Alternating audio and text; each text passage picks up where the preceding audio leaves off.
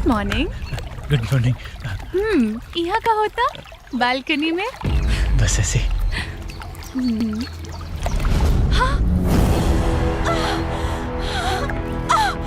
अरे लड़की डूबा दिया।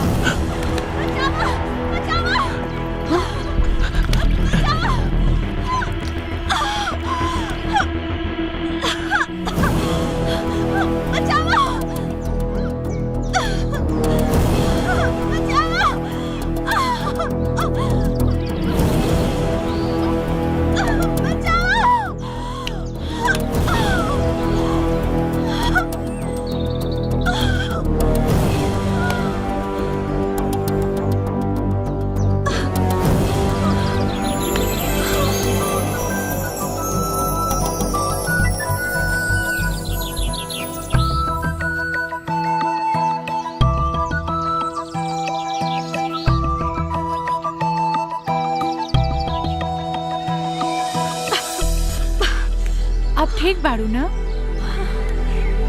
हम ठीक बानी। थैंक यू के कोनो बात नहीं के।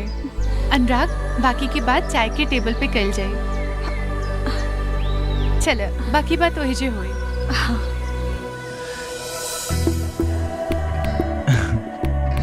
वैसे एक बात समझ में नहीं आई, जब रहुआ तेरे जाने नहीं तो अचानक डूबे कैसे लगनी? अचानक हमरा के चक्कर आ गेल रहे। चक्कर? तोहार तबीयत तो ठीक बा? वो दरअसल अब देखी, अगर कोनो पर्सनल बात होके तो ना वो दरअसल हमरा के कैंसर बा। कैंसर? कैंसर? और डॉक्टर के हिसाब से तो हम बस 4 दिन के मेहमान बानी। अरे ना, रउआ हमार जान बचाऊनी यही से बताईनी। जिंदगी कैसे जियल जाला ओके तोहरा से सीखे के चाहे। जिंदगी में इतना परेशानी होखला के बाद भी कैसे मुस्कुरा लेवे लो। का करी दीदी, रोई भी तक कौना बात पर। हमारी दुनिया में केहो नहीं खे। एक कार एक्सीडेंट में हमार पूरा परिवार खत्म हो गई। हमार आधा जिंदगी तो उहे खत्म हो गई। अब बस एक ही इच्छा बा, ये बचल 4 दिन की जिंदगी हंसत खेलत गुजार दी। शीतल, आज से तू अपना के अकेला मत समझिए। आज से तू हमने लोग के परिवार के हिस्सा बाड़ू, हमार छोट बहन जैसे। थैंक यू दीदी। आज हमार जन्मदिन पर रउआ हमरा के बहुत बड़ सौगात देले बानी। जन्मदिन? Wish you many many happy returns of the day. Thank you. Happy birthday. वैसे रउआ आज हमार जान ना बचौले रहती तो आज हमार जन्मदिन ना मरण दिन हो गए रहे। यही से हम चाहता नहीं कि हमार ई जन्मदिन रउआ लोगन के साथ मनाई। ठीक बा, बाकी एक शर्त, आज तो हर जन्मदिन की पार्टी हमने लोग की तरफ से। हाँ बिल्कुल। ठीक बा।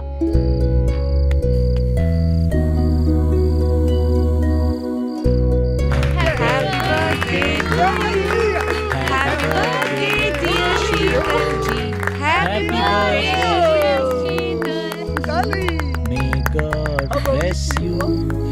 Happy birthday to you. Kaiba?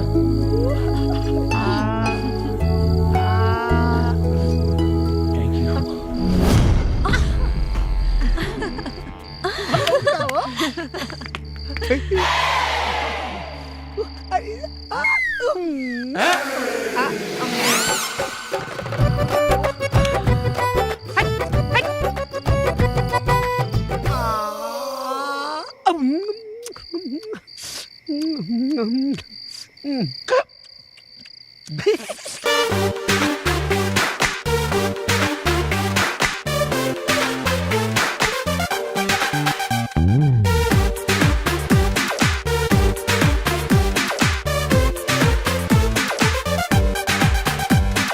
झुर झुर बह जब पूर्वा बयार, फर फर उड़े फराक तोहार।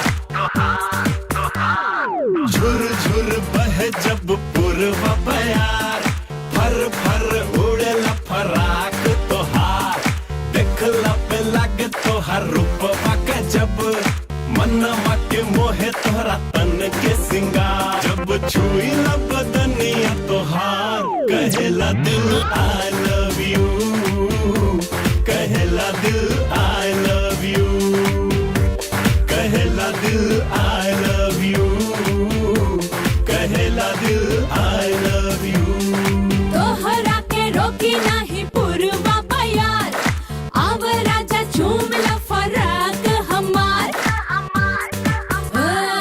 तोहरा के रोकी नाही पूर्वा बयार आव राजा झूम ला फराक हमार तोह बेरी झावर बाई रूपवा गजब तोहरे खातिर कैले बानी हम त सिंगार जब तोहरा से होला नैना चार तो कहेला दिल I love you कहेला दिल I love you कहेला दिल I love you कहेला दिल I love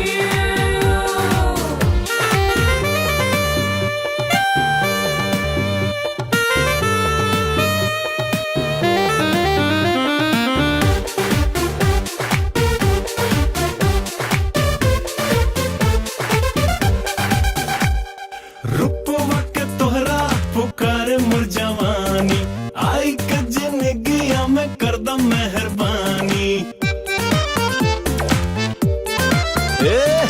रूपवा के तोहरा पुकार मोर जवानी आई के जिंदगिया में कर द मेहरबानी अंगना का तोहरा बहार बन के चाहतानी रहल हम तोहार बन के सात जन्म तू ही रह ए पिया मंगिया का हमरा सिंगार बन के जब तोहरा से होला नैना चार तो कहेला दिल I love you कहेला दिल I love you कहेला दिल I love you कहेला दिल I love you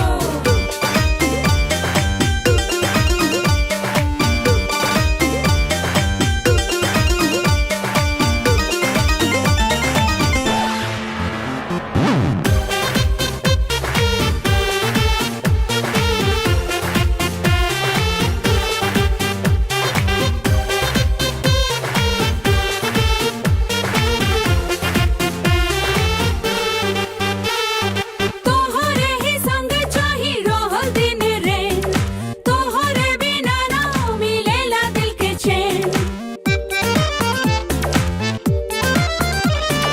तोहरे ही संग चाही रहल दिन रे तोहरे बिना ना मिलेला दिल के चैन आई गइल पानी हम तोहरा करीब हम रस के बतावा खुश नसीब प्यार के खजाना बाटे अब हमरा पास तू बाड़ू संगे त हम नहीं की गरीब जब छुई ला बदनिया तोहार कहेला दिल आई लव यू कहेला दिल I love you कहेला दिल आई लव यू कहेला दिल I love you I love you I love you. I love you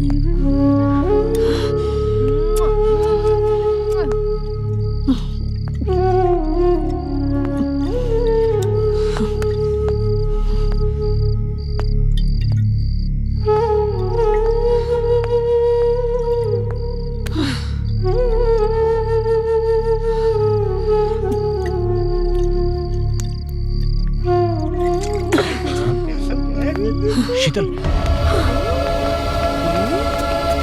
Sheetal Sheetal Sheetal खबर मैडम जी। अरे मैडम जी संभाले खुद के। लगता तो ज्यादा नशा हो गया बा। अनुराग इनकरा के रूम में छोड़ के आ जा, फिर हम लोग खाना खाए जाए। ठीक है उठावा शीतल आराम से। शीतल अरे लगातार चढ़ा ले पानी। चला आराम से ले जाइए। चला संभाल के।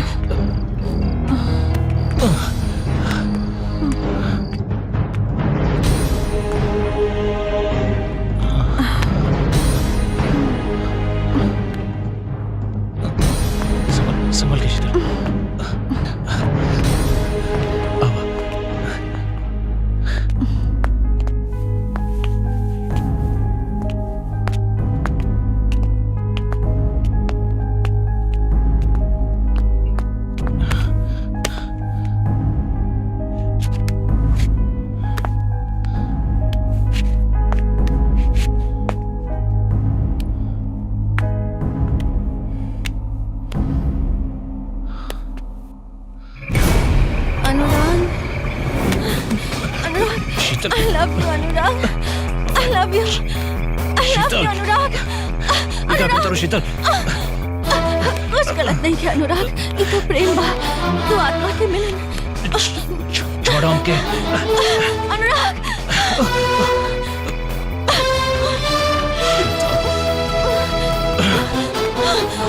होश में आ, शीतल. हमार सुखर होठ के प्यास बुझाता अनुराग. प्यास बुझाता. छोड़ो हमके. I love you, Anurag. बिना समय पड़ो शीतल. Anurag. Anurag. Anurag. I love you, Anurag. हमरा के ऐसे अधूरा छोड़ के मत जा अनुराग.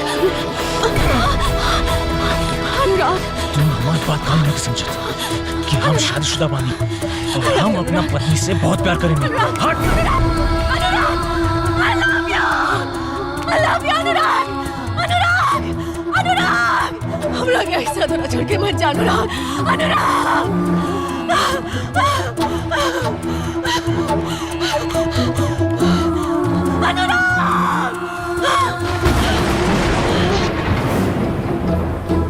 जब से चली आके good morning ma'am. Good morning साहब. बड़ा बदतमीज बड़ा तू लोग. Sorry sorry sorry sorry sorry sorry. Room के अंदर नॉक करके आवे के चाहिए ना. ओके. एक बात बतावा, यहाँ आसपास कोई घूमे फिरे लायक जगह बा? अरे साहब यहाँ आप जंगल में कहाँ घूमे लायक बा? एक नंबर पे चुप रहो. यहाँ बहुत बड़ा म्यूजियम बा तेल लगा के. जोन में राजा के समय के बहुत पुरान सामान रखल बा. वहाँ तेल लगा के जैसे तीर धनुष तलवार बर्छी पुरान कपड़ा साया साड़ी ठीक बा, ठीक बा, ठीक बा. अरे वाह, हमरा के तो देखे के बा. चलो ना. अरे अब चला. चलन बड़ा दिमाग लगा ला लाई छुट्टा. तू तो यहाँ बस करा. चला चल चल. एकदम सुंदर हुआ. छुट्टा. अनुराग, हमने चलल जाए, साथ में शीतल के भी ले चलल जाए. अरे यार तू हमेशा शीतल के बीच में काहे ले आवल? हमने यहाँ हनीमून मनावे आइल बनी जा. हनीमून मनावल जा. हाँ? अच्छा राजा जी. अब चलो ना जल्दी. हमर करे जा.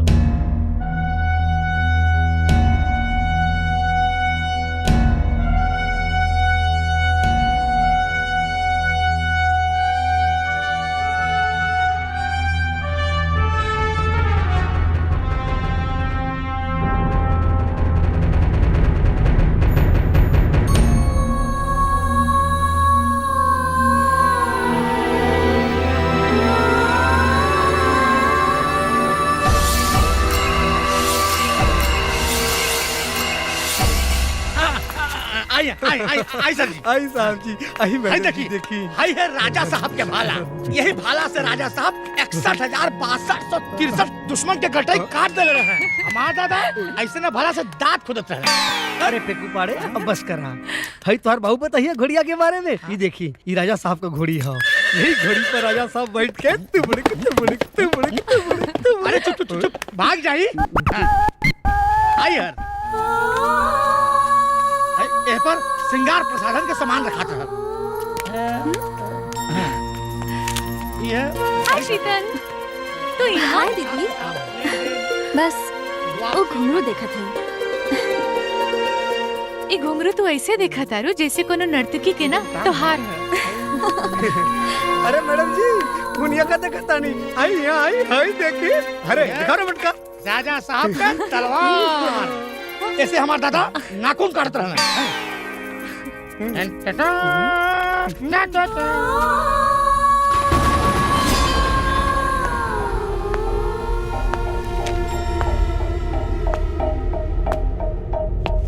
अनुराग, रात वाली बात खातिर आई एम सॉरी.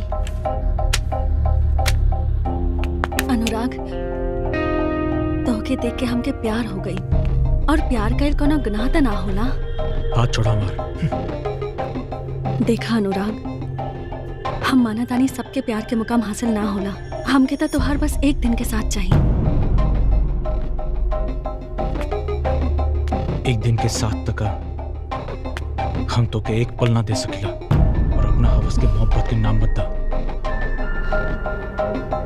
और एगो बात कान खोल के सुन लो हमार. आज से हमार तोहर रास्ता अलग अलग.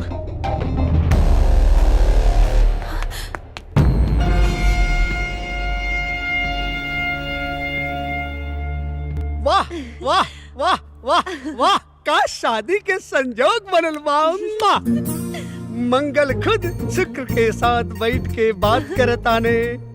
बृहस्पति अगुवाई और शनिचर वर बतावताने। अब सुना तुहार होके वाले वर के का लक्षण होकी। ओकर नु एकदम हमरे नियन छोट छोट मोच होई। मोच? एक हफ्ता में हमार बिरप्पन जैसा मोच गई। ओकर छोड़ा, अब ही आवे में टाइम लगी। ओरिजिनल पे ध्यान दा। अब अपने वर के दूसरा लक्षण सुना। एकदम हट्टा कट्टा हमरे नियन पहलवान होई। पहलवान? हम हो दिखाओ थी बॉडी। Excuse me. हम हो पहलवान है। अरे ओकर छोड़ा, जड़हरी के रोटी खाई के फुटा नानियल फूलल हो। काल पचक जाए। ओरिजिनल पे ध्यान दा, ओरिजिनल पे। अब अपने वर के तीसरा लक्षण सुना। ओकर नु एकदम हमरे नियन छोट छोट बार होई। छोट छोट बार? अब का करी हो? फंस गईल। हमारो बार छोट छोट बार। अरे ये का हो गई? कहाँ तोर बार छोट छोट हो रे? हमार छोट छोट बार देखबे?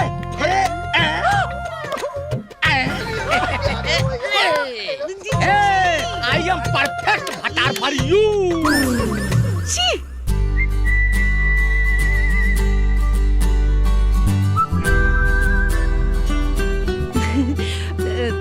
खाइए ना सर प्लीज। बताइए ना कैसा लगा। आइए ma'am, please have a seat. अरे शीतल, आओ ना हमने के साथ बैठा।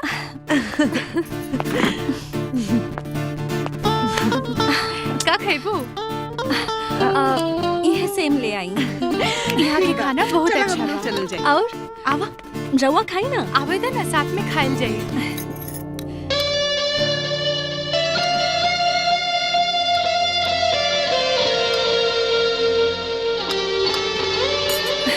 और सब कैसन चल रहा है? सब बढ़िया। का है? नहीं पानी पी ले ना। हम मामा तानी।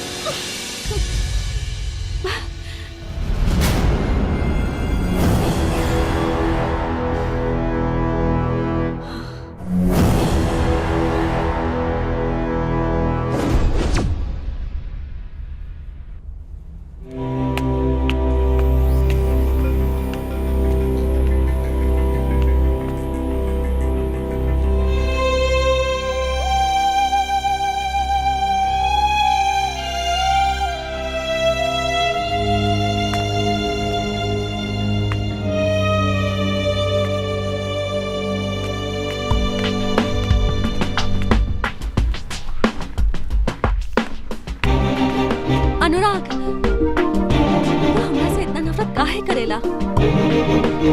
नफरत? हम तो उससे मोहब्बत ही कब गई नहीं। तक कर ना अनुराग, कर ना। काहे नहीं खा करत? का हमारा आँख शराबी नहीं खे? का हमारा होठ गुलाबी नहीं खे? या हमारा जिस्म शराबी नहीं खे? कुदरत एगो औरत के जितना खूबसूरती देला, हमरा ओकरा से ज्यादा देले बा।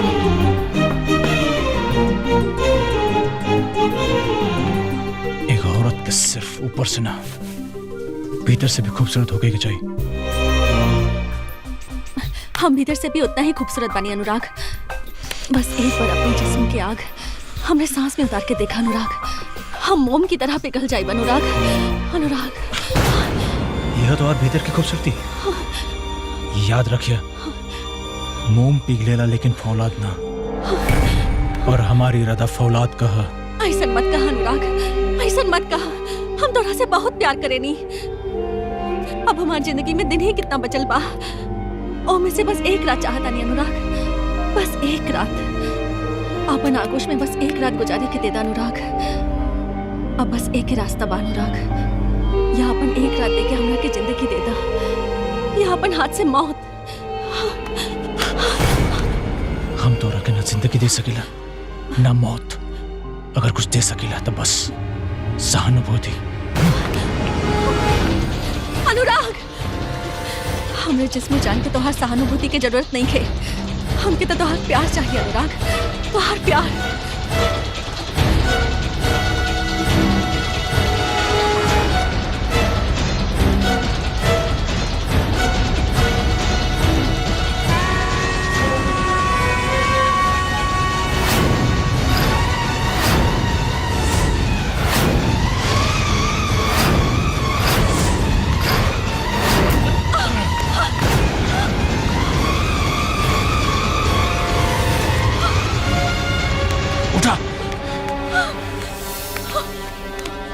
पागल हो गई बाड़ू का तू?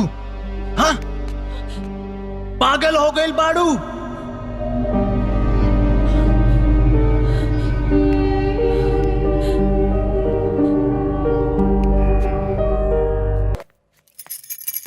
पियवा से पहले हम अरे मैडम जी। नंदू जी मैडम। अनुराग के देखनी है का? नहीं मैडम, वैसे पुल साइड देखनी है का? अरे हम सब जगह देख लेने, वो दिखते नहीं खन कहाँ बाड़न। फिर तो मैडम यहाँ दुइया गो गेस्ट बाड़न, एक रउआ लोग, एक शीतल मैडम।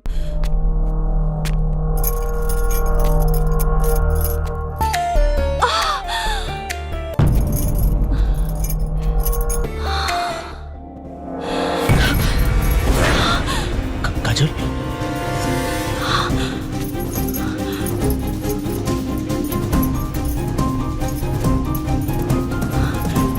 काजल, हम तो सब कुछ सच सच बताओ नहीं। का सच बताइबा? बताओ का सच बताइबा? हम जोन कुछ में देखनी का गलत बा? ई बिस्तर के सिलवट गलत बा? या तोहरे जिस्म से ओकरे परफ्यूम की खुशबू? बस हमरा की ई बात के दुख ना बा कि ई चरित्रहीन है।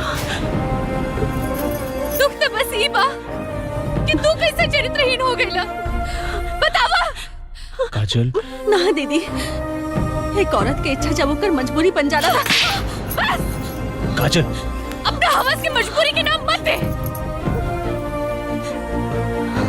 जाने तारे, जब एक औरत गैर मर्द के साथ संबंध बनावेले तो लोग ओकरा के का कहेले? वेश्या कहेले, वेश्या।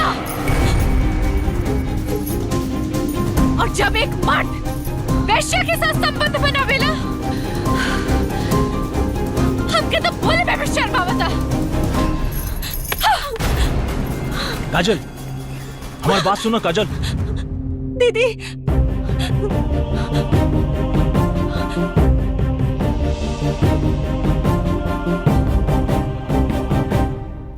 हम मानता नहीं हमारा से गुनाह भइल बा, बाकी रेखा पीछे हमार काम मजबूरी रही जानल बहुत जरूरी बा।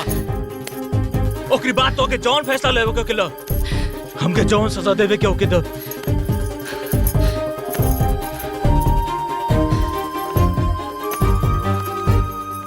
कई दिन से शीतल हमरा ऊपर डोरा डाले की कोशिश करते रहे। इससे पहले कितनी बार हमरा से शारीरिक संबंध बनावे की कोशिश कैलस, लेकिन हम हमेशा मना कईनी। लेकिन एक दिन जब हम तोरा से बहुत प्यार करेनी, अब हमारी जिंदगी में दिन ही कितना बचल बा। और में से बस एक रात चाहता नहीं अनुराग, बस एक रात अपन आगोश में बस एक रात गुजारे के देदा अनुराग। अब बस एक ही रास्ता बा अनुराग, या अपन एक रात देके हमरा के जिंदगी देदा, या अपन हाथ से मौत। हम तो रखे ना जिंदगी दे सकेला ना मौत, अगर कुछ दे सकेला तो बस सहानुभूति। अनुराग, हमरे जिस्म जान के तोहार सहानुभूति की जरूरत नहीं है, हमके तो तोहार प्यार चाहिए अनुराग, तोहार प्यार।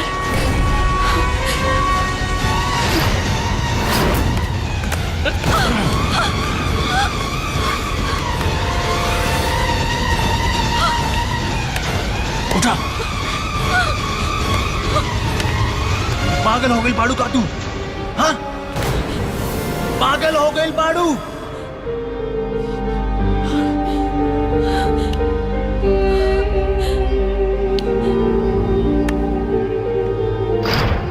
अगर अब भी तो के हमार गलती लागत हो गए तो बेशक हमके छोड़ के चल जा। अनुराग, एक औरत अपन सब कुछ बांट सकेले, बाकी पति ना। और हम तोहरे से बहुत प्यार करेले, बहुत प्यार। और शीतल बहुत शातिर लड़की बिया, हमरा से हमार प्यार, हमार पति छीने की कोशिश कैले बिया। हम ओकरा के माफ ना करब, कबो माफ ना करब।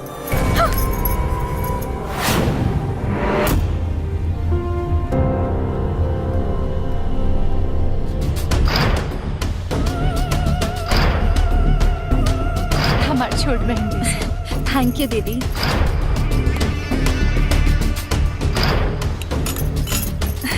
और सब कैसन चल रहा है?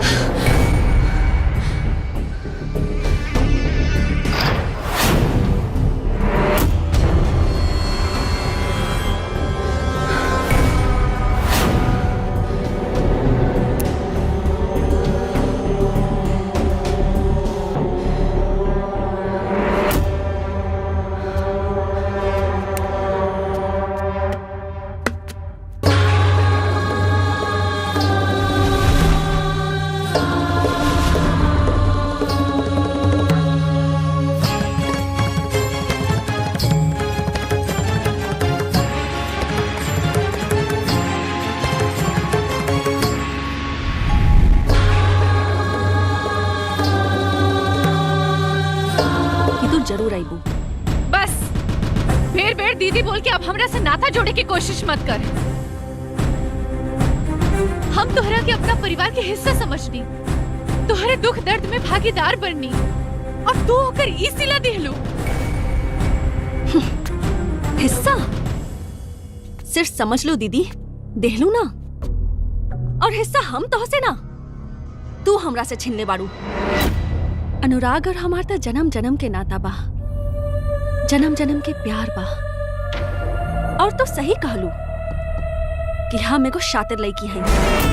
और अब तू देखा कि हम अपन प्यार, अपन अनुराग के तोरा से छीन के रहब। बच्चलन औरत, तोर जिस्म भी गंदा और तोर नियत भी। तू को सोचे तारे एक अनैतिक संबंध बना के तू ओकरा के जन्म जन्म के प्यार कहबे? हम तोर जन्म जन्म के प्यार अब ही यही जन्म में खत्म कर दे।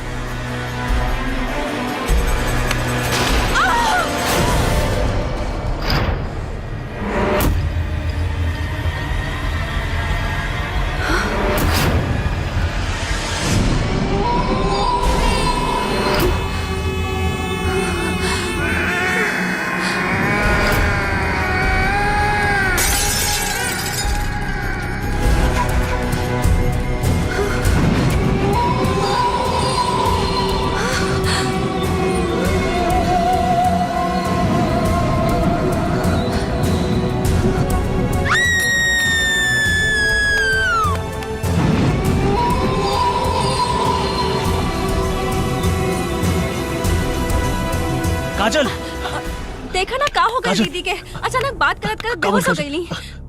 दीदी दीदी दीदी काजल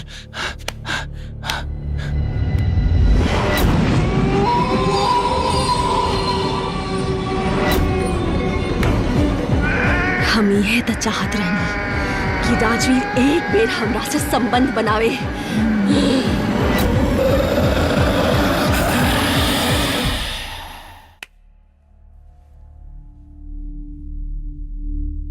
दीदी दीदी दीदी चाय पी ली। अनुराग अनुराग हमरा के बचा लो। काबल काजल तू हमरा के चाय की जगह जहर काहे नहीं के पिला देत? अनुराग एकरा के हमरा कमरे से बाहर निकाला। अनुराग अनुराग ये औरत ने चुड़ैल है। शांत हो जा काजल शांत हो जा। तुहार तबीयत ठीक नहीं है तू आराम करा। वो रात के बाद के लेकर अगर तू शीतल के बुरा भला कबू तो ठीक नहीं है। अरे वो रात भर जाग के तुहार ख्याल रख ले बाड़ी। अनुराग तू समझा काहे नहीं कर? ये चुड़ैल है। इतने खूबसूरत रूप के पीछे के भयानक और डरावना रूप हम देख ले बानी। हमारी बात माना। ये तोहरा के हमरा से छीन ली अनुराग। एकरा के ऐसा ना है दीदी, हम चुड़ैल ना हई। हम भी हाड़ मांस के इंसान हई। हमरा अंदर भी इंसानी लहू बा। तो के कोनो भरम भइल बा दीदी। विश्वास नहीं के तला हम अभी तोहार भरम दूर कर देतानी। शीतल शीतल शीतल ये का करता रू शीतल?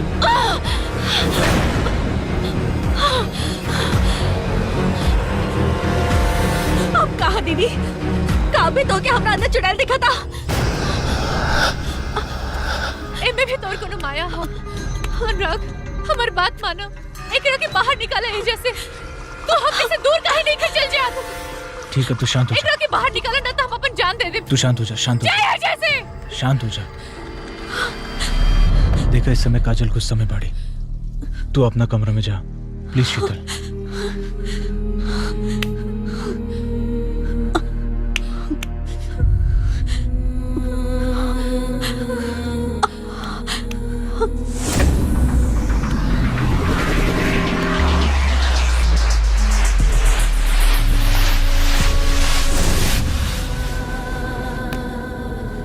शांत हो जा।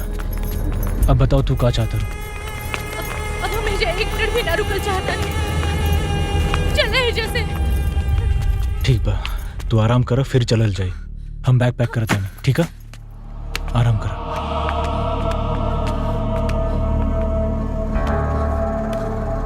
सब ठीक हो जाए आराम कर।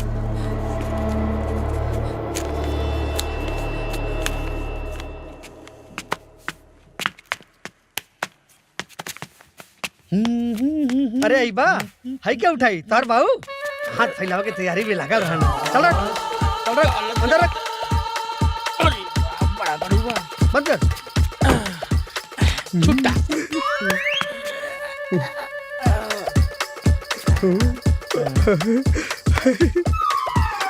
Thank you. रह दे। अरे बस सर आधा दिया। हर चीज में था मेरे रूम माथा मंग में। बाद में समझ ली जाई। चल मैडम मैडम छुट्टा। ये ना सुधरी आदत है भिखारी के भीख मांगे की। ये अचानक गाड़ी क्यों खड़ी है? तू बैठ हम देखते हैं। अभी आए।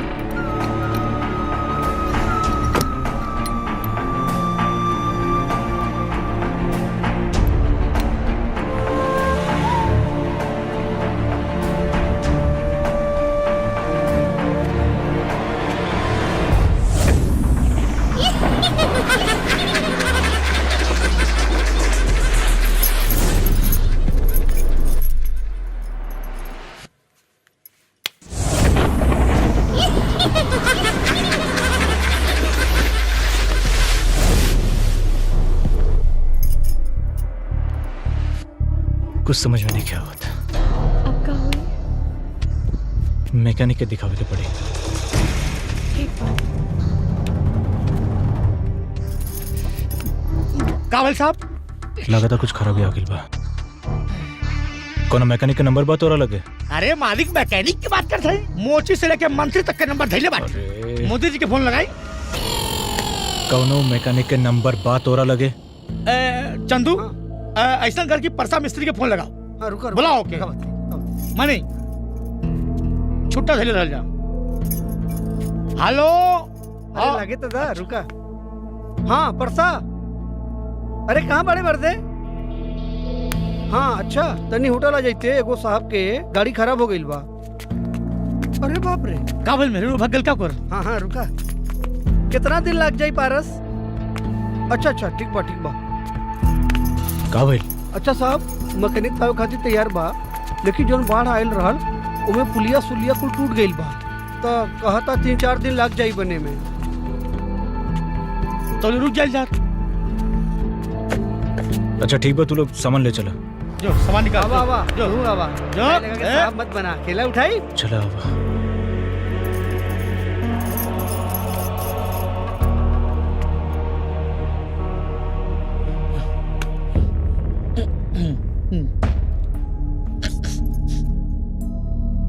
साहब साहब हाँ?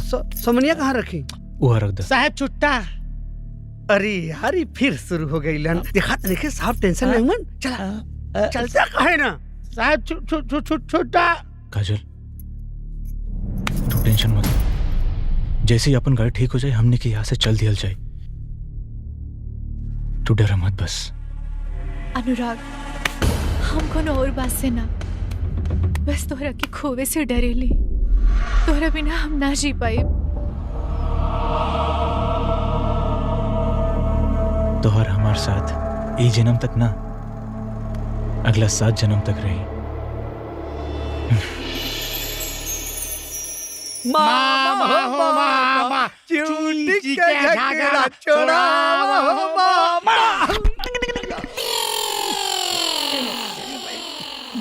का हो चमेली, का करता रू? रतौंदी भइल बा। ना लौकत नहीं खे, तरबूज के जूस गारतानी। कौन बूझ के? तरबूज के। हम जल्दी की अच्छा ये चमेली, तू सबका जूस गार देवेलू? हाँ, मौसम्बी के, अनार के, सेब के, सब कर। अच्छा गन्ना के भी गार देवेलू? नहीं, हमार मिक्सर छोट बा, उमे गन्ना का कैसे गराई? गन्ना का गारे खातिर बड़का कोलू चाहिए, बुझाइल? हाँ हमके तो बुझा गई। ए चंदू, का हो चंदू? तू के तो ओकरस गारे बने तो जा बड़का कोल्हू खोज के लावा। हमके तो हाजीपुरी केला का रस गारे बा। ई मैडम के मिक्सर में पिसा जाई, केला का छिलको से जूस निकल जाई। हेलो, तो हम दोनों का मतलब हम खूब समझतानी। अगर हमरे चक्कर में पड़बा जाना तो गराई ना पिसाई। चाहे पिसाई चाहे कुटाई, लेकिन रोज तुहराई में गराई। जूस तैयार बा, 309 नंबर में जाके पहुंचा दा। अरे छमक छल्लो। ले दोनों जाने कर इंतजार।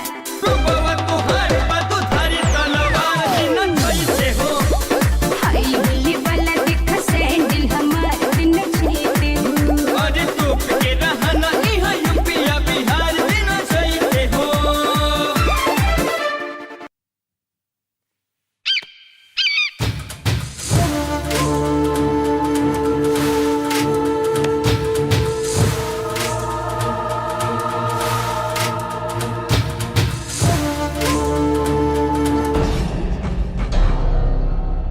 राजवीर, राजवीर,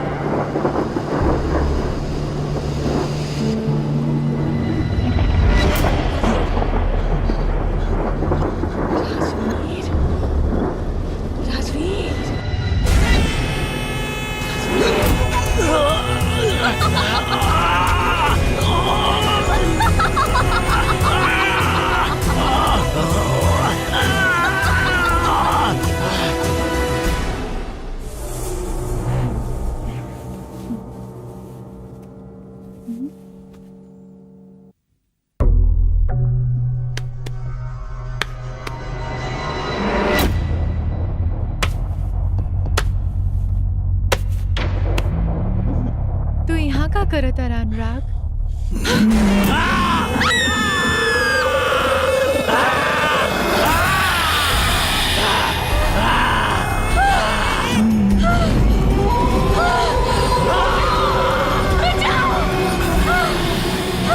अनुराग! बचाओ! बचाओ!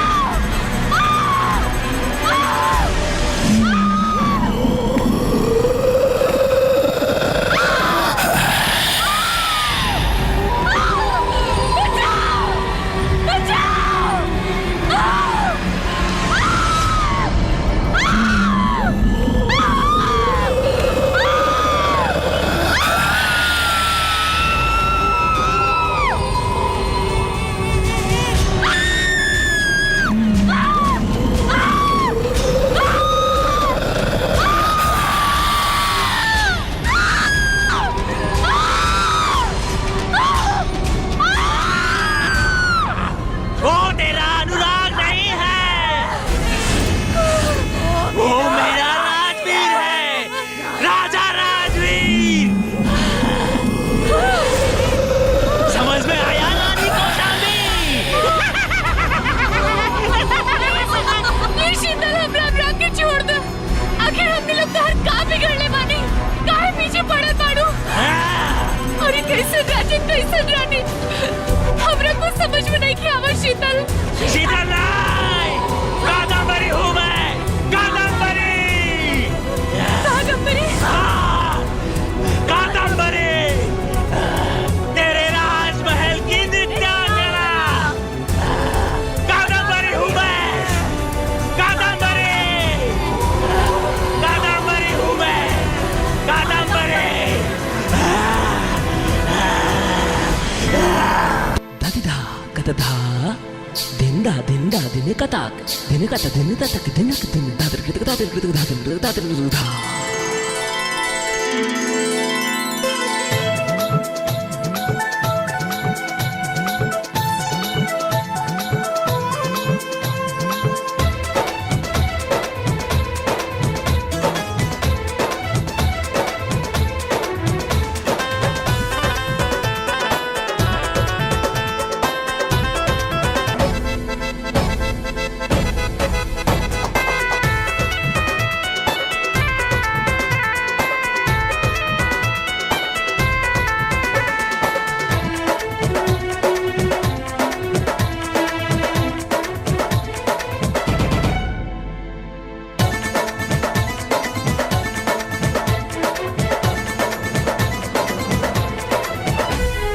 सोना जानी ना चाही ना ही हीरा मोती मनवा के बूझी ना बात, ओ मोरे सावरिया। हाँ धड़कन के तार बोले पल पल के प्यार बोले बस में ना बाजबा चाहे का नजरिया। इहे आस लेके बानी कैसे बोली हम जो बानी रोजे रोजे के सपना सजाई राजा जी कैसे रहुआ के बताई राजा जी कि कितना ले प्यार करी ले, कि कितना ले प्यार करी ले।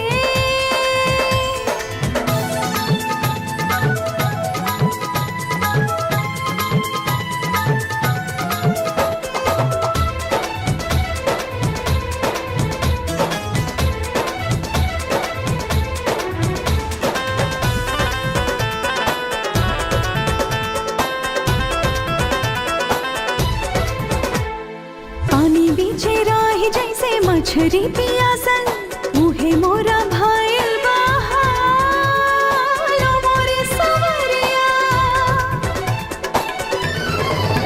हाय हियरा के पीर रम्मा कहियो न जननी गिन गिन के बीतल सा भावे ना जोरिया। मन के मधुबनता महका दी लागल ललसा मोर पुरा दी झूठे वादा के मन बहलाई राजा जी कैसे रहुआ के बताई राजा जी कि कितना ले प्यार करी ले, कि कितना ले प्यार करी ले।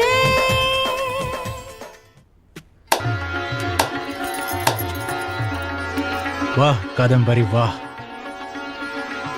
तुम्हारे नृत्य में जो नशा है उसके आगे मदिरा से भरी 100 सुराई का नशा भी कम पड़ जाए।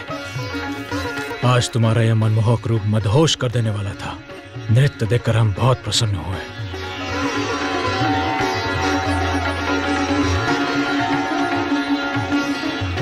गुस्ताखी माफ हो महाराज, कादम्बरी के घुंघरू आज भी आपकी तारीफ के मोहताज हैं। इन्हें हीरे मोती की मालाओं से मत तोलिए।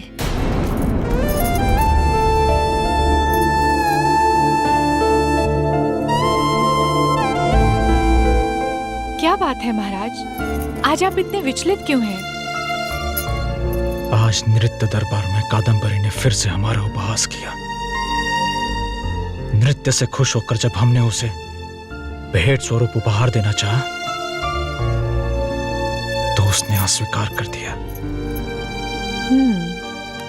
हम समझ नहीं पा रहे कि वो चाहती क्या है। इस प्रश्न का उत्तर आपको कादम्बरी ही दे सकती है, उसी से पूछिए।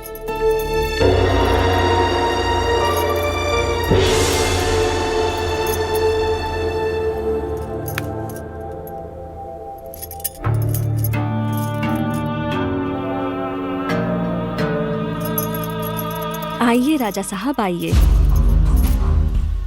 हमें और हमारे घुंघरुओं को आप ही का इंतजार था। आज हम यहाँ तुम्हारे घुंघरुओं की आवाज सुनने नहीं आए कादम्बरी। इरादे तो नेक है ना राजा साहब?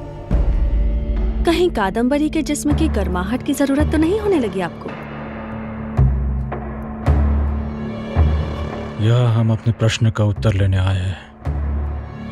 हम जब भी खुश होकर तुम्हें कोई उपहार देते हैं तुम उसे ठुकरा देती हो। अगर चाहती क्या हो तुम? मत पूछिए राजा साहब, अगर दिल की बात जुबान पर आ गई तो कयामत आ जाएगी। कयामत आती है तो आ जाए, पर आज हम ये जानकर रहेंगे कि तुम्हारी इच्छा क्या है।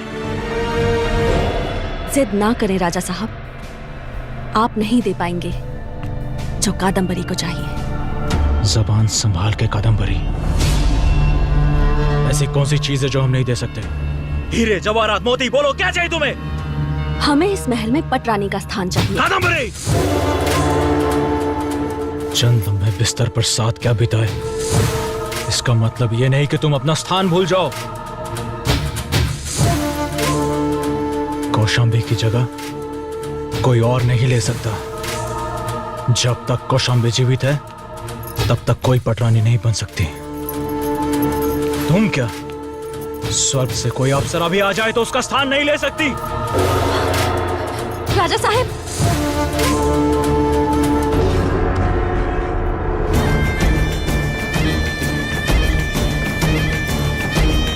पटरानी का स्थान तो हम लेकर ही रहेंगे, चाहे उसके लिए हमें रानी को शंबी की जान ही क्यों ना लेनी पड़े।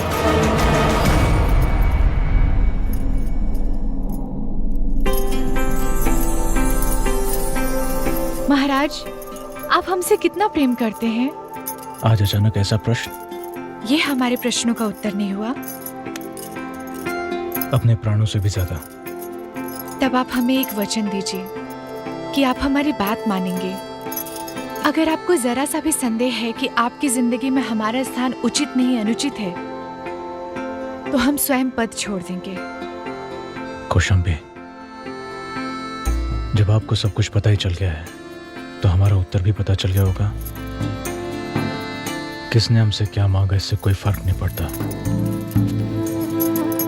आपके सभी प्रश्नों का उत्तर यह है कि आपका स्थान कोई और नहीं ले सकता। महाराज, हम आपके निर्णय का पूर्ण सम्मान करते हैं और आपकी रानी को आप पर पूर्ण विश्वास है।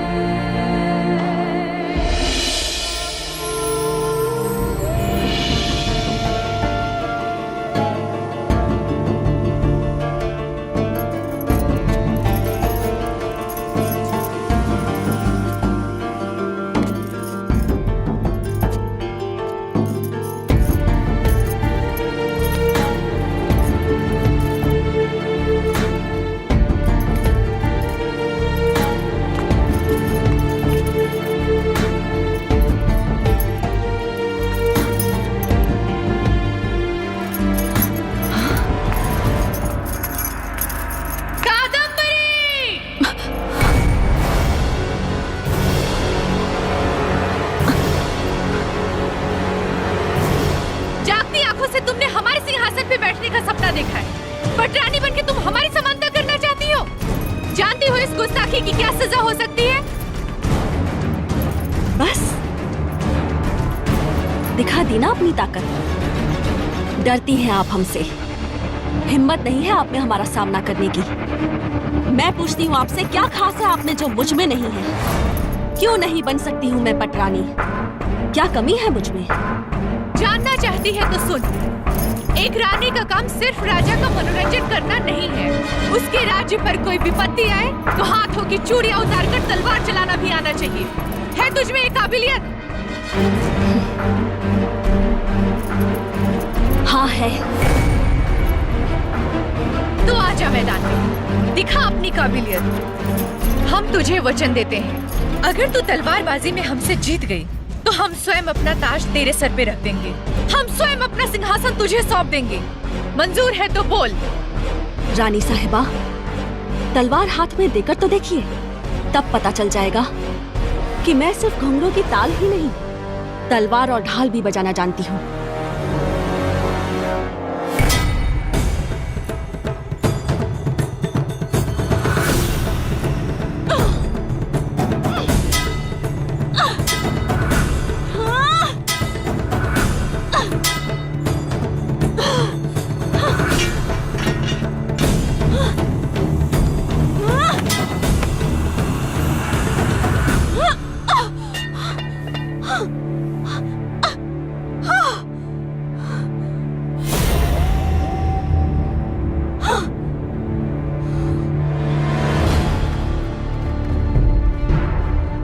बता, तेरे साथ क्या सुलूक किया जाए?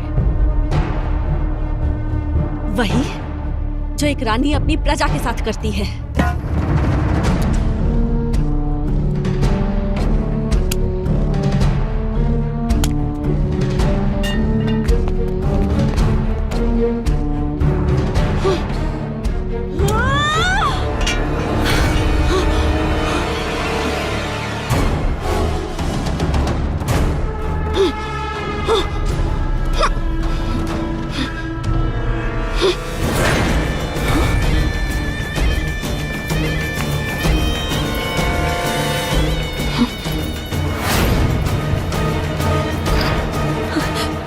राजा साहब,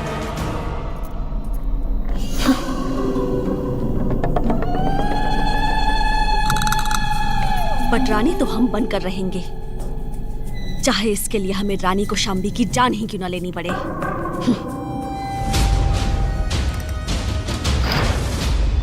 उस दिन तुम्हारे कक्ष से बाहर निकलने के बाद हमने तुम्हारी बात सुन ली थी।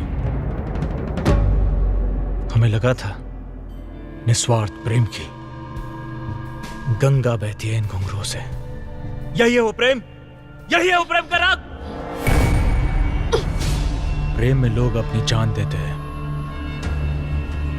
किसी की जान लेते नहीं। ये प्रेम प्रेम नहीं, लालच है, लालच। और इसी लालच में तुमने हमारे रानी की जान लेने की कोशिश की है, जो एक घिनौना अपराध है। और यह अपराध राजद्रोह कहलाता है। सैनिकों, ले जाओ उसे। और नर्तकी का परिधान पहना कर लेकर आओ। आज हम इसे जिंदा चुनवा देंगे।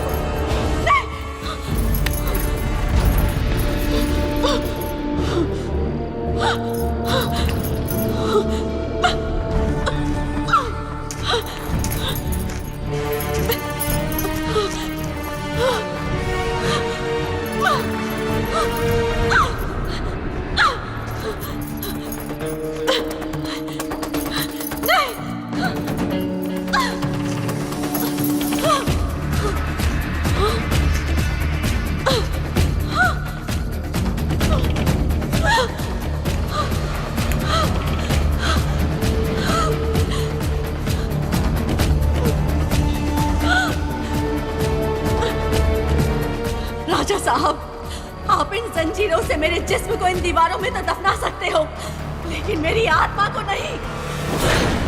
रानी साहिबा, मैं मर के भी नहीं मरूंगी। मैं फिर वापस आऊंगी, मैं फिर वापस आऊंगी, फिर वापस आऊंगी, मैं फिर वापस आऊंगी, फिर वापस आऊंगी, मैं फिर वापस आऊंगी, मैं फिर वापस आऊंगी, मैं फिर वापस आऊंगी, फिर वापस आऊंगी, फिर वापस आऊंगी। मैंने अपना वादा निभाया। देख, लौट कर आई हूँ मैं। मेरा शरीर मरा है, लेकिन आत्मा नहीं। राजा राजवीर से मेरा मिलन होगा, जरूर होगा मिलन, होगा दोबारा मिलन।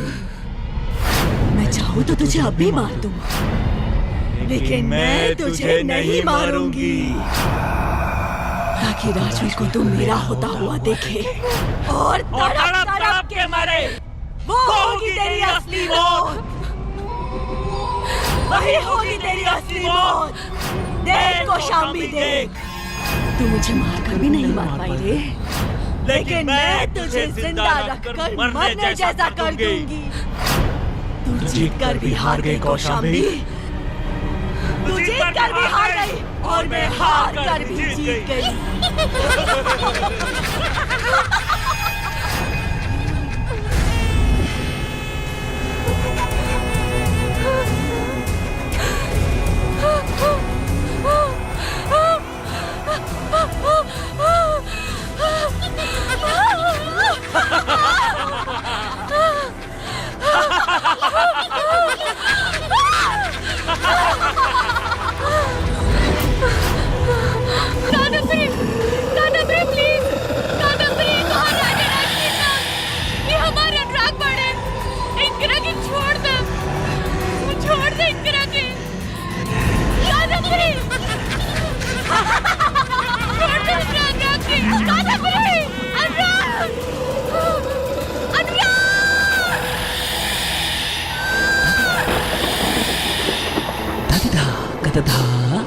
Dinda dinda dine katak dine kata dine tatak dine dine dader kritik dader kritik dader dader dader.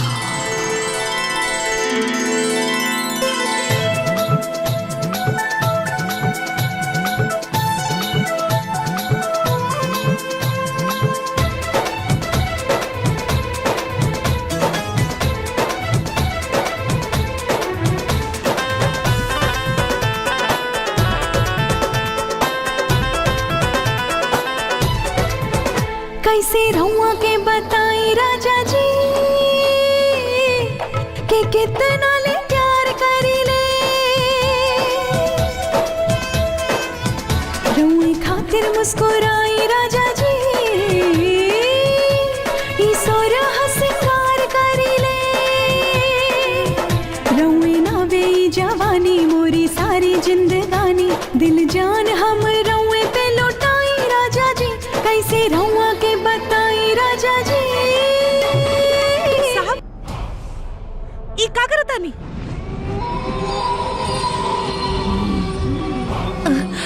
आदमी होके औरत की तरह नाचता नहीं। अरे ये म्यूजियम के घुंघरू बा, दे दी हमरा के।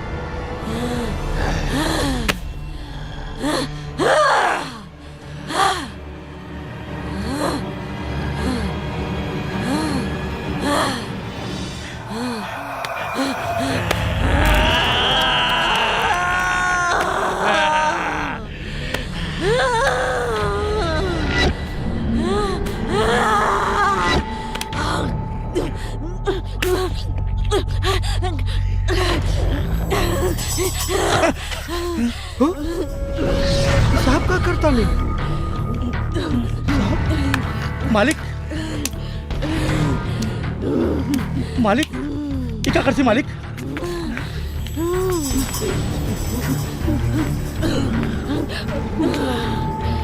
साहब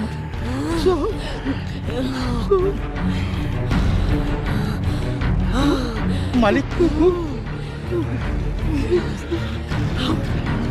मालिक मालिक मालिक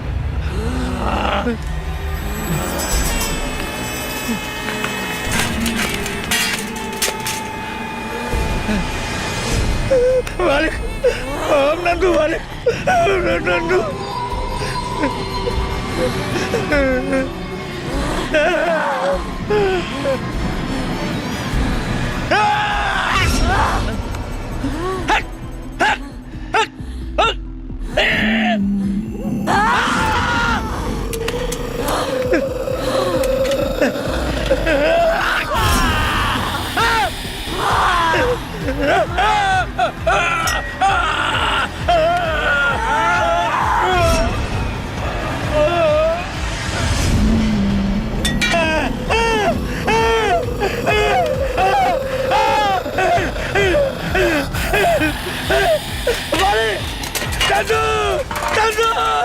मालिक नंदू मालिक मालिक नंदू मालिक नंदू मालिक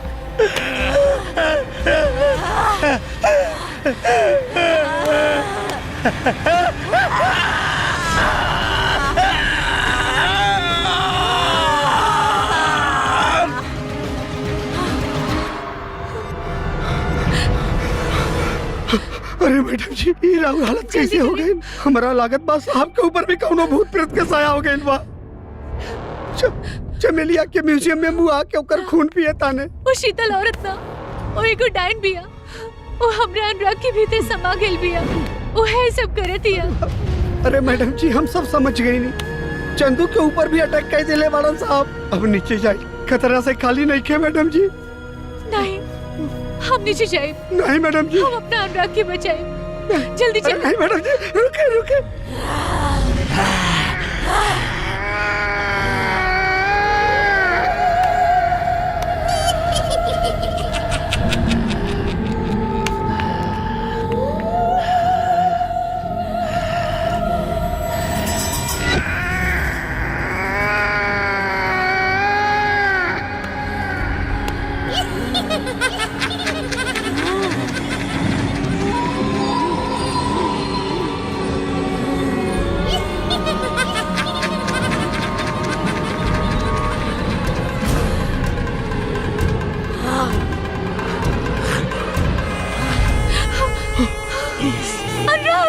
मैडम जी अरे मैडम जी छोड़ दिया ये क्या अपने कर के- चुप छोड़ हो दिया। जाइए शांत हो जाइए शांत हो जाइए अभी राहुल अनुराग नहीं खान राहुल अनुराग नहीं खान चमेली की हालत देखिए मैडम जी चली चली यहाँ से चली अपना अनुराग के पास जाए समझे का कोशिश काहे नहीं करत मैडम जी साहब के अंदर चुड़ैल समा गइल बा देखियो चमेली के बीमार देले बा चली यहाँ से चली चली मैडम जी चली सोरहो सिंगार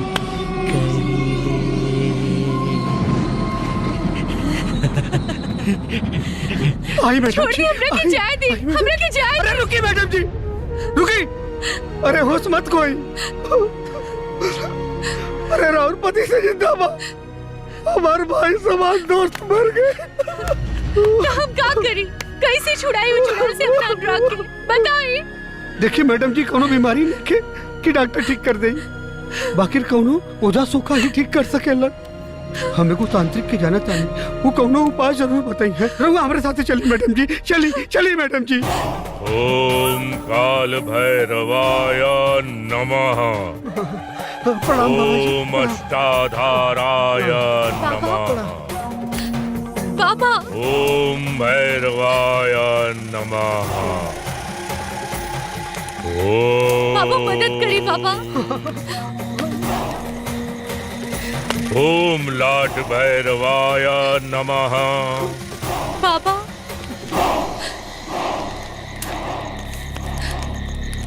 का कष्ट बच्चा? बाबा हमरे पति के शरीर में चुड़ैल समा गेल बिया। वो कह रहल बिया कि उनकरा से होकर पिछला जन्म के नाता बा। वो अपने आप की कादम्बरी और हमरा पति के राजवीर कह रहल बिया। वो हमरा पति के बहुत कष्ट दे रहल बिया बाबा। कुछ उपाय करी बाबा, कुछ उपाय करी। हमरा से हमरा पति के ई कष्ट नहीं खे देखल जात।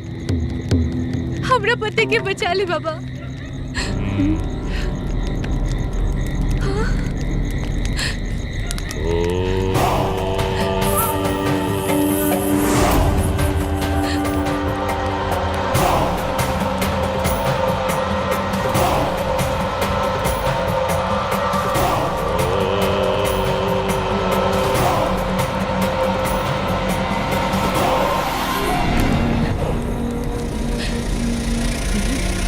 समझ गई। वो चुड़ैल का अस्थि वो महल के तहखाना के दीवार के पीछे तू लोगन के वो महल के तहखाना के दीवार से ओकर अस्थि निकाल के जलावे के पड़ी। यही से वो चुड़ैल की आत्मा के मुक्ति मिली। लेकिन बाबा एक समस्या बा। हमने लोगन के पुनर्जन्म है। हमने की कुछ भी नहीं खे याद कि तहखाना की कौन सी दीवार में होकर अस्थि बा। बाबा बताइए कि कैसे पहचानब?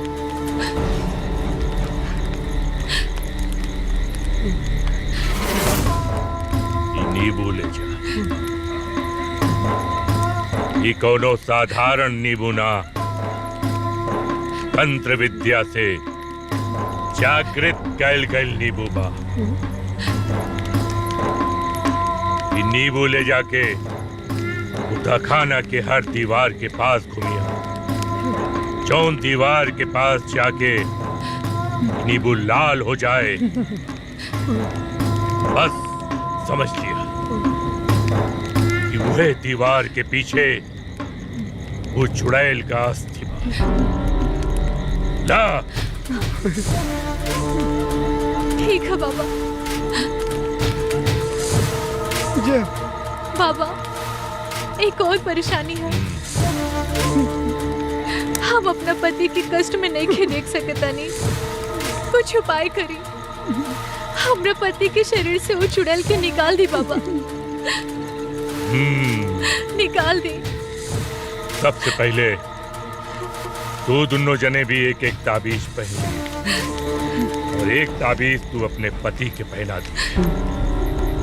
ये ताबीज पहनाते ही वो चुड़ैल तोरा पति के शरीर से बाहर आ जाए। ठीक है बाबा। पर ये ताबीज तू अपने पति के कैसे पहनेबू ये तोहरे विवेक में बा।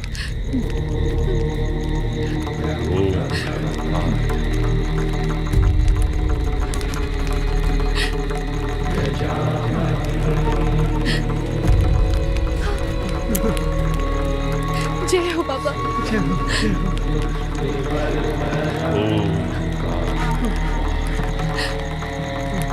जय हो बाबा।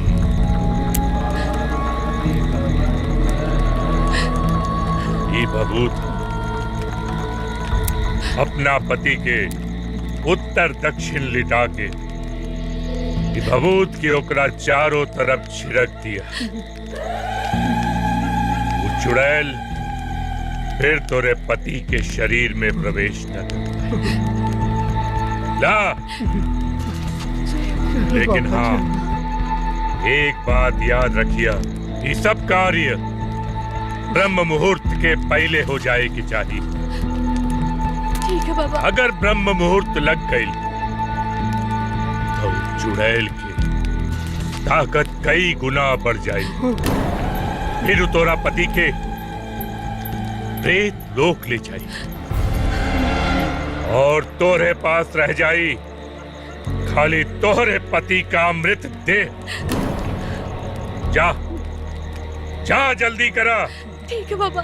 तब तक हम ऊ चुड़ैल की कमजोर करे का कुछ उपाय करत है। जा। ओम भैरवाय। जय हो बाबा। ओम काल भैरवाय नमः। ओम व्योमकेशाय नमः। ओम अष्टाधाराय नमः। ओम नीलांजन प्रख्याय नमः। कादम्बरी हम हार गई नहीं तोरा से। तू सही कहत रहलो। ई राजा राजवीर बने हमार अनुराग ना। हम तो दोनों के प्यार की दुनिया से बहुत दूर चल जाए। बस एक बार इनकरा के गले लगा ले बेटा।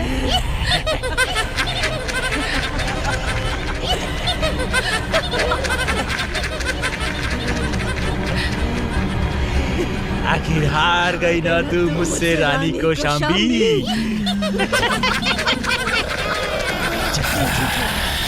ठीक है, जीवन भर का साथ पाने के लिए एक पल का साथ छोड़ सकते हो।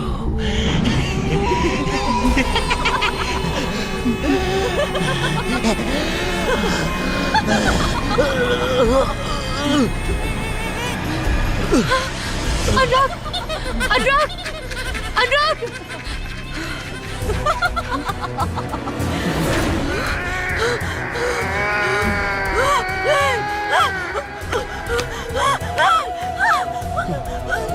अनुराग, धोखा दिया तूने मुझे। दावीर से तूने बांध दिया है मेरे राजवीर को।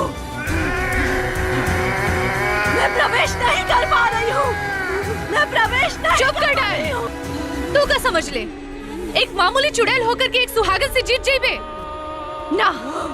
कब हो ना। हमरा सुहाग के हमरा से केहू न छीन सकेला। कब हो ना। आज रात अमावस की है। तेरे और तेरे पति के मिलन का आज आखिरी दिन है।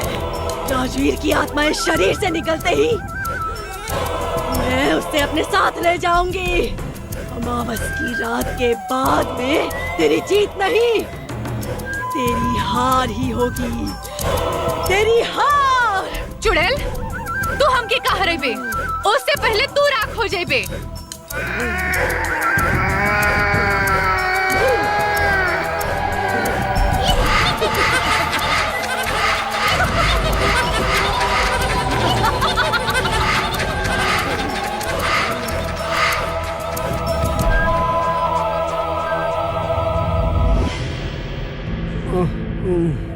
आई मैडम जी, आई लेके।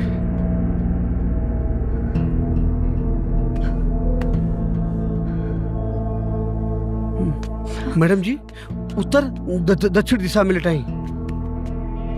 सवार के। नंदू आराम से।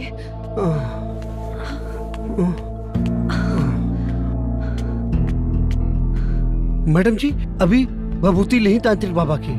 आप फटाफट छिड़क दी चारों तरफ।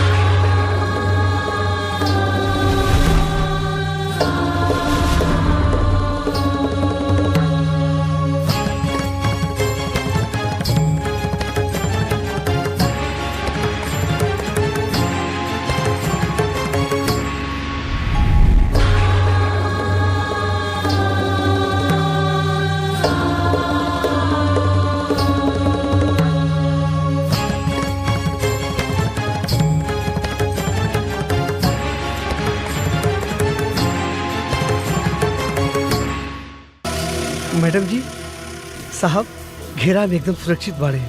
बाकी तांत्रिक बाबा के बात याद बानू, ब्रह्म मुहूर्त से पहले वो चुड़ैल की अस्थि निकाल के जरावे के पड़ी। चलिए, समय बहुत कम बा। चलिए मैडम जी।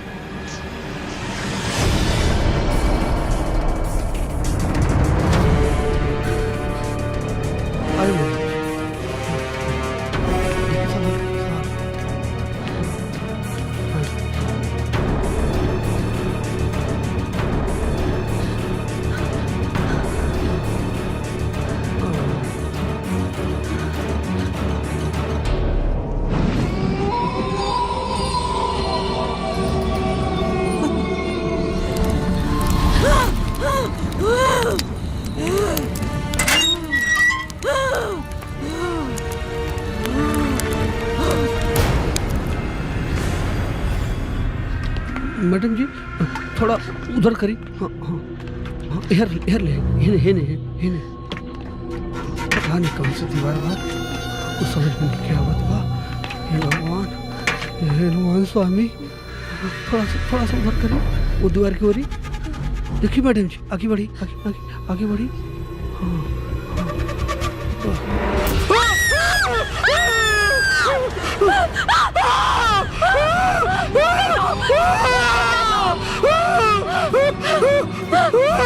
नंदू कहाँ पड़े तू नंदू?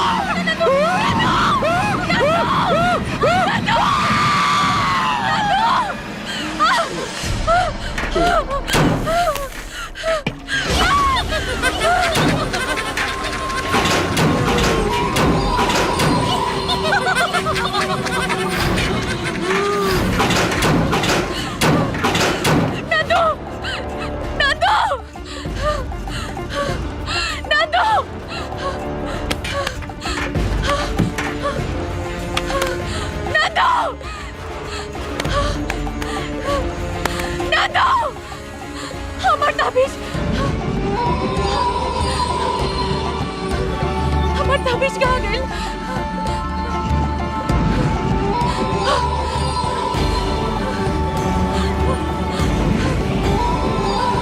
हमार ताबीज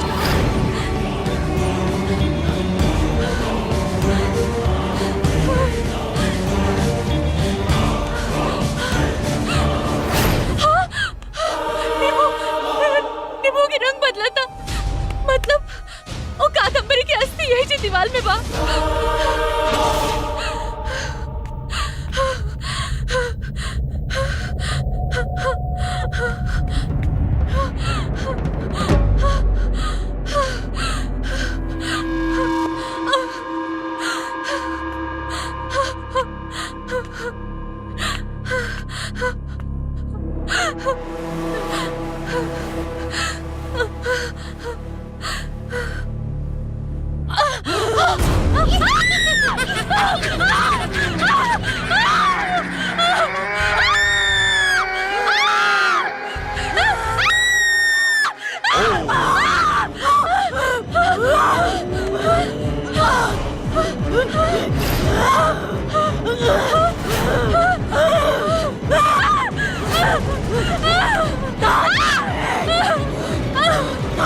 मुझे मरना होगा।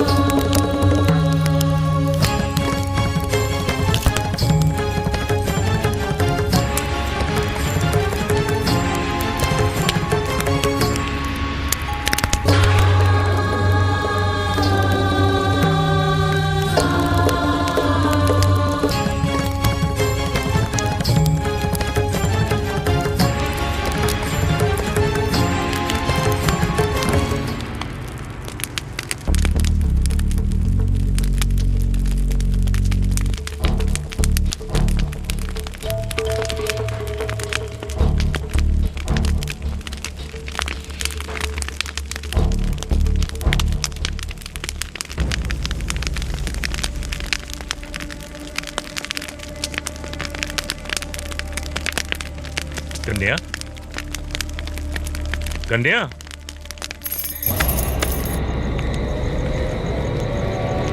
के बाड़ू तू हो? कन्या,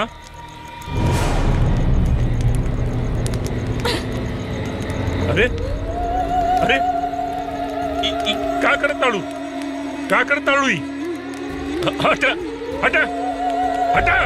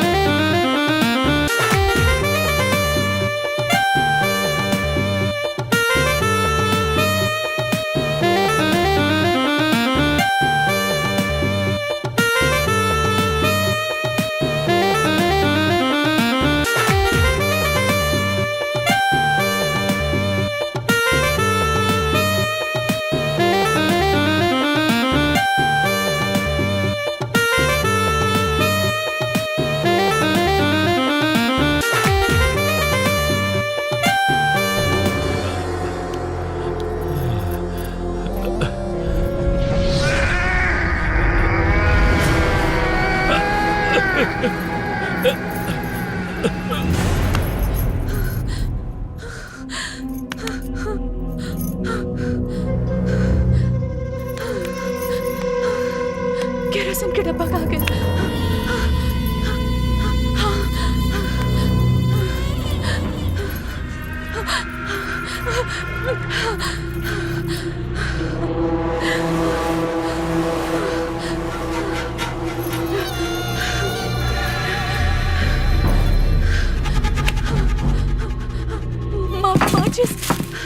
माचिस कहाँ बा?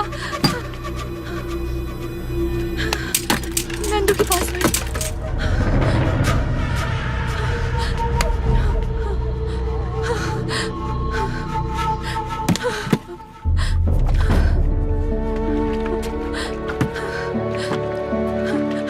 नंदू नंदू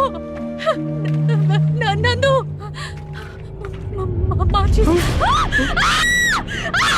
जी वो चुड़ैल के अस्थि जरा के अपन सुहाग के वो चुड़ैल से बचा ले। नंदू नंदू उठो नंदू नंदू।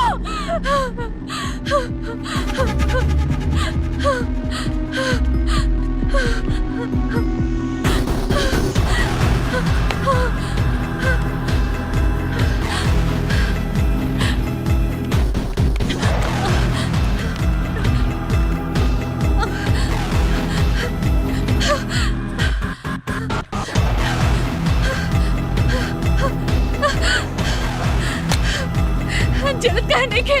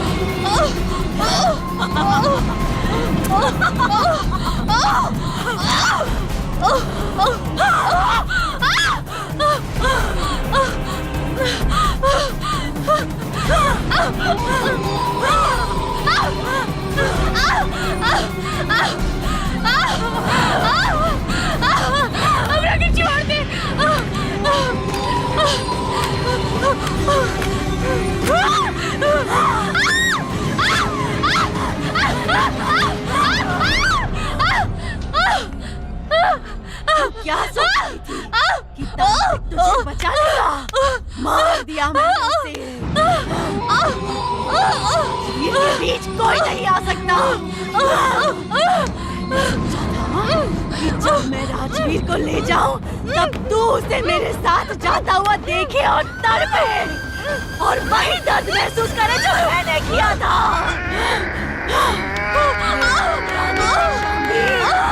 तुझे मरना होगा।